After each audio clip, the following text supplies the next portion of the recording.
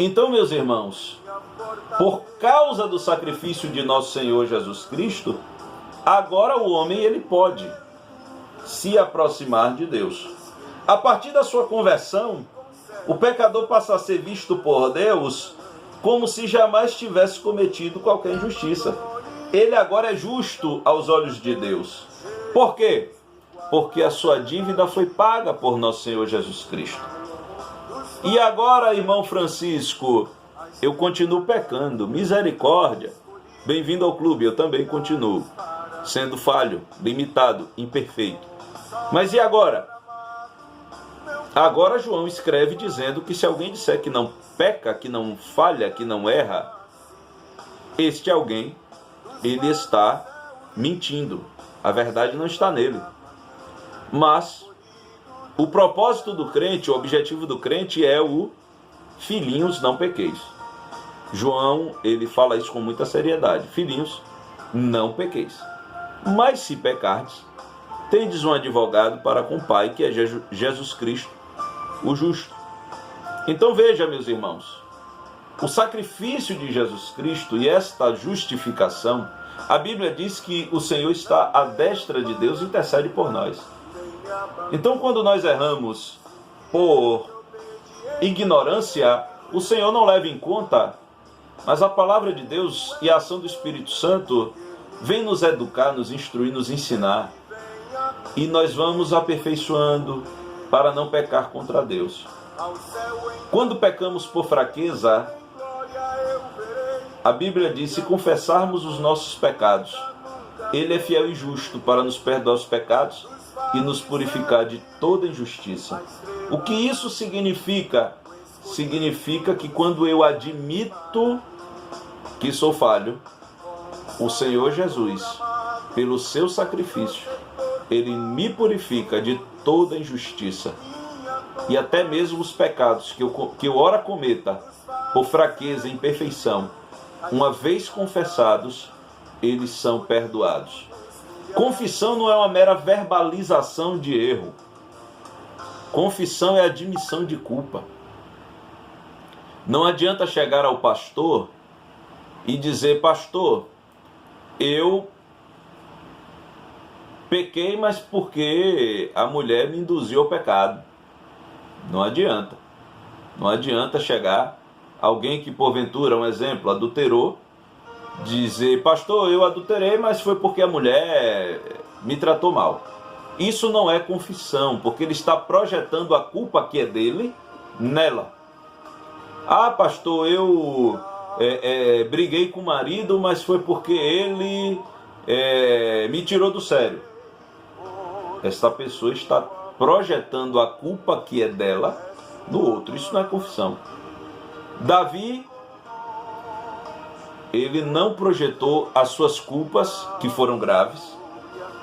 Ele não projetou em ninguém. Ele não projetou em Betseba, que era muito bonita. Ele não projetou em Urias, que não seguiu suas instruções. Ele não projetou em Joabe, que obedeceu uma ordem tão absurda. E Joabe não era lá muito obediente, né? Então, mas nesse dia ele resolveu obedecer. Mas Davi não projetou a culpa dele em ninguém. Davi, ele disse: eu pequei contra o Senhor. Davi tão logo foi confrontado pelo profeta Natã e o seu pecado foi descoberto. A primeira coisa que Davi disse foi: eu pequei contra o Senhor. Que isso tem a ver com a justificação, que isso tem a ver com a expiação, com a remoção da culpa. Isso tem a ver que, mesmo na condição de crente, se você cair, o Senhor é fiel para te erguer. Nós não cremos na doutrina que diz que para este ou aquele pecado não tem mais jeito.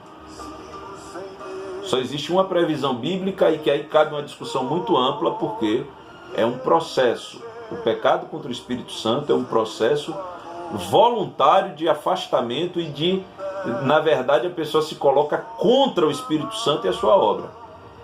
Mas o crente que vai morar no céu, ele não comete este pecado, E para todos os outros existe a possibilidade de perdão, ainda que as consequências são inevitáveis. Alguém que adulterou, ele pode perder a família, né? Alguém que roubou, ele pode ser preso. Alguém que mentiu, ele pode ser envergonhado gravemente, pode ser descredibilizado, né? Mas que há o perdão de Deus, há o perdão de Deus. O sangue de Jesus Cristo nos purifica de todo o pecado.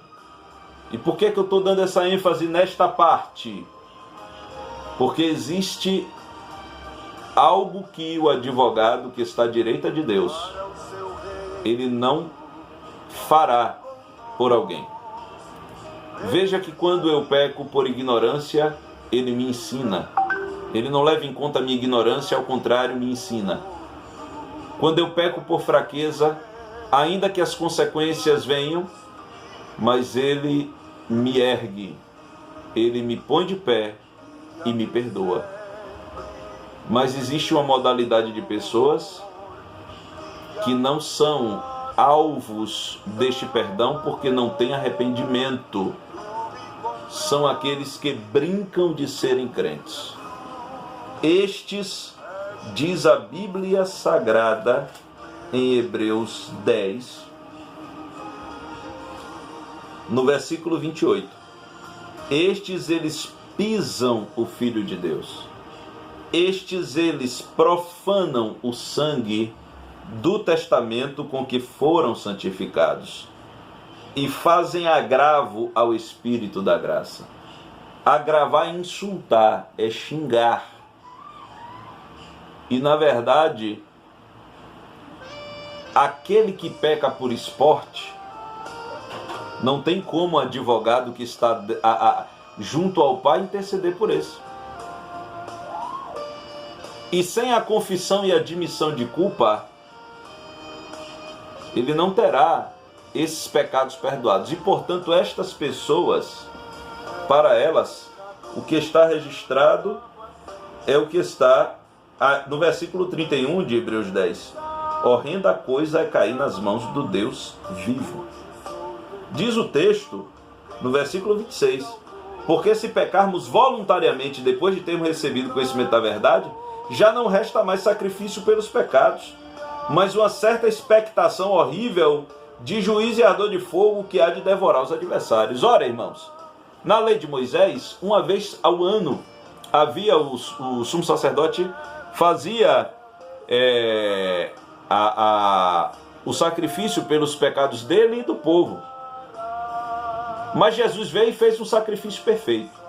Um sacrifício perfeito e definitivo.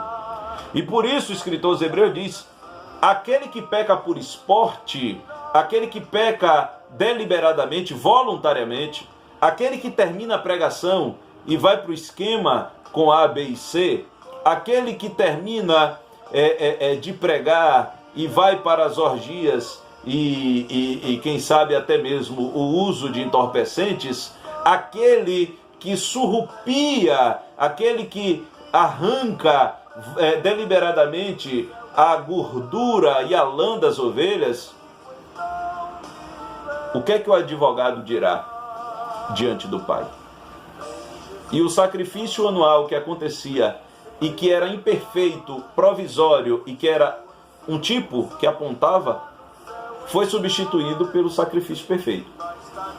Mas Jesus não perdoa pecado por esporte, não. Não perdoa, não. E aí, não tem mais jeito? Tem jeito. Qual é o jeito? Arrependimento. Tem que se arrepender. E, portanto, se algum cristão que está vivendo vida dupla estiver me ouvindo agora, eu quero te dizer com muito carinho, você precisa se arrepender. Você precisa confessar os seus pecados, assumir a sua culpa. E aí sim você encontrará perdão de Deus e será reconhecido como justo diante de Deus, não por seus méritos, mas pelo sacrifício perfeito e eficaz de nosso Senhor Jesus Cristo. A santificação do novo homem. O último tópico.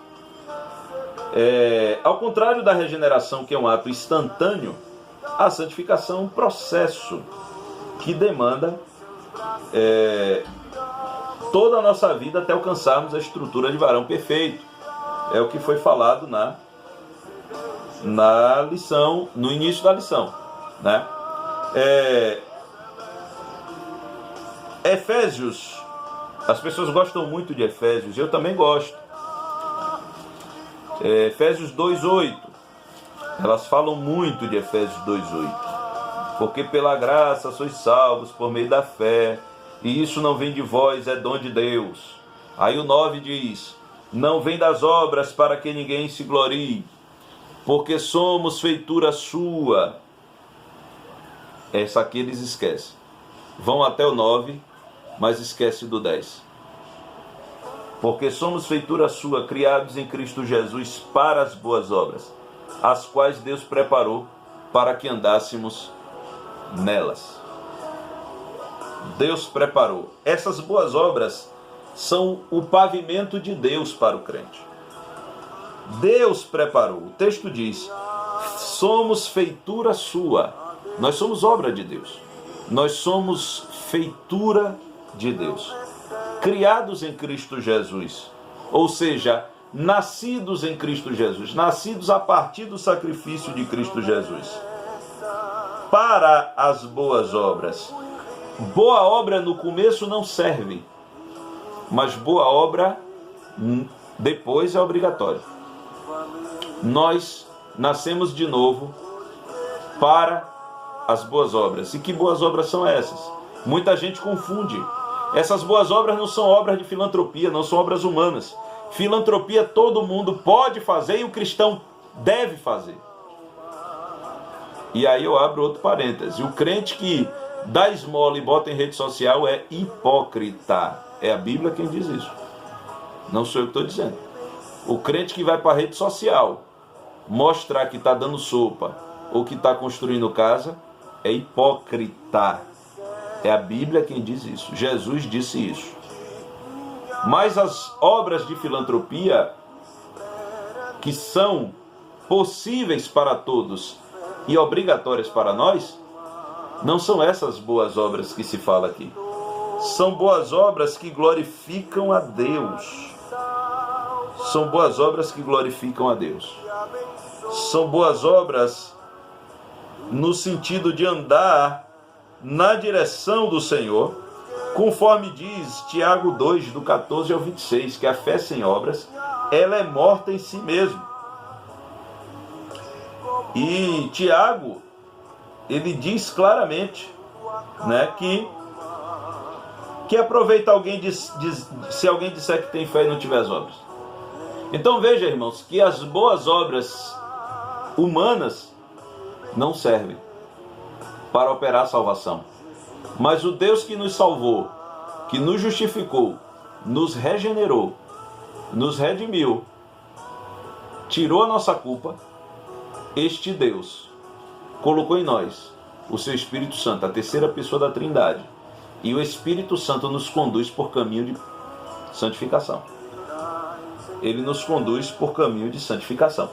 Existem 3 aspectos da santificação. O primeiro aspecto é posicional. Nós estávamos andando posicionados, voltados para o mundo e o que nele há. Andávamos voltados para lá, direcionados para lá. Quando o Senhor nos salvou, Ele mudou a nossa direção. Converter tem o sentido de mudar de direção, mudar de sentido. O nosso sentido foi mudado. Estávamos nas trevas, agora estamos na luz. Estávamos mortos, agora estamos vivos. Não éramos povo, agora somos povo. Éramos zambujeiro, agora somos oliveira. Posição. Nós já somos santos do ponto de vista posicional. O segundo aspecto é a santificação progressiva, é o processo. A Bíblia diz que a vereda do justo é como a aurora, que vai brilhando mais e mais até ser dia perfeito. E são essas obras que glorificam a Deus, são as obras de santificação, são as obras de Jesus Cristo em nós. E aí, Tiago ele diz claramente que a fé sem obras é um mero é uma mera confissão sem convicção. É uma mera verbalização. Na verdade, é uma mera verbalização, né? A pessoa dizer que crê em Deus, e Tiago diz, até os demônios creem, estremecem. Mas a fé sem as obras que atestam a fé, ela é morta em si mesma, né? E o aspecto final, que é a redenção, é quando aí alcançaremos a perfeição, que foi falado no início da lição, né? Quando alcançaremos a redenção, quando isto que é corruptível será revestido de incorruptibilidade, e isto que é mortal será revestido de mortalidade.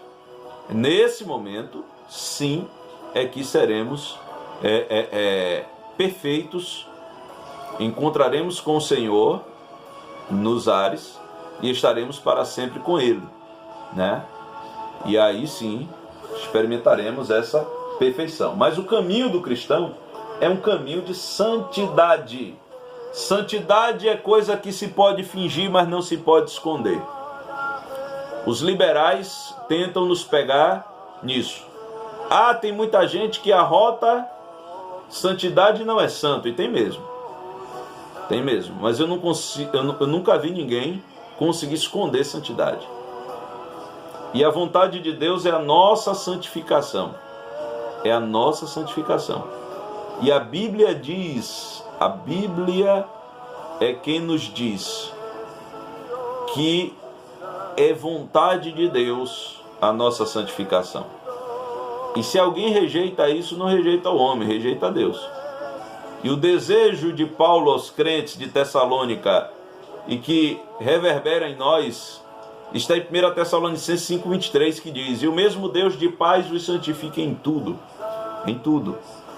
e todo o vosso espírito e alma e corpo sejam plenamente conservados e irrepreensíveis para a vinda de nosso Senhor Jesus Cristo. Este é o desejo de Deus para nós. Portanto, meus irmãos, encerramos dizendo que quem recebeu Jesus como seu Salvador e Senhor tomou a melhor decisão, pois os seus pecados foram apagados por Cristo. A nova vida em Jesus é um presente de Deus.